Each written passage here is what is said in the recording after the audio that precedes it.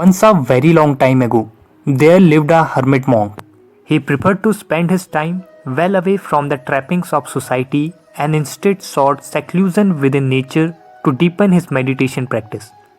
He would still visit the local village early each morning to collect his alms food. And this had been the way the monk lived for many years.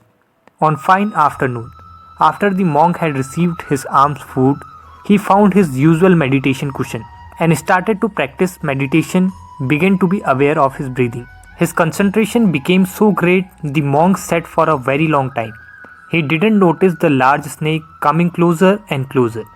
The monk was absorbed with his one-pointed concentration that he had become as still as a tree. The large snake didn't even notice the silent and still monk who was meditating as still as a tree. All he noticed was a nice warm sleeping spot in those monk's robes all draped around his crossed legs.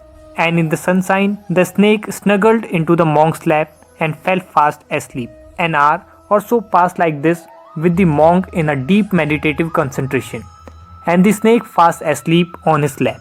Slowly the monk returned his concentration to his surroundings and began to become aware of an unusual weight in his lap.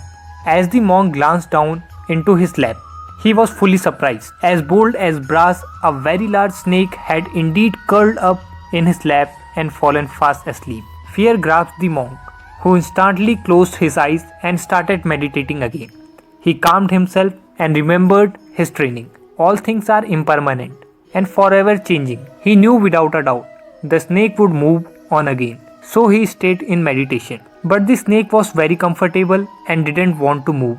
He stayed where he was, fast asleep. This went on for many hours and then many days. Eventually, the villagers had started to notice the absence of their monk and decided to pay him a visit. The villagers came with food and offerings. However, as they approached, they noticed the monks sat silently in meditation. They were all so absorbed with the serenity of the monk and his stillness that they didn't notice the snake curled up fast asleep in his lap. Slowly, each villager bowed with respect to the meditating monk and left their offerings and the monk to his meditation. Life went on like this for many days. The monk out of fear in a deep meditative concentration. The snake fast asleep on his lap, all comfortable as can be. And the villagers coming each and every day to offer food. Finally, the snake found he had become hungry. He uncurled himself from the monk's lap and slowly slithered off in search of food. The monk also slowly came out of meditation, but something had changed deep within. He had sat for many days in complete absorption of his mind and now could see as clear as a mountain lake the processes within others' mind. He could see that which causes humanity so much pain and suffering. He had attained enlightenment, witnessing for himself the true impermanence of all phenomena and the attachment to everything that caused our sufferings. As the monk slowly opened his eyes, a great sense of loving kindness filled his heart. He noticed all the offerings from the local villagers and was compelled with compassion to help their sufferings.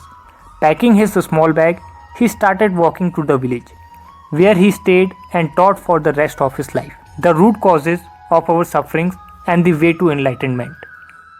Sometimes fear can compel us to do some remarkable things, but also has the power to cripple our thinking.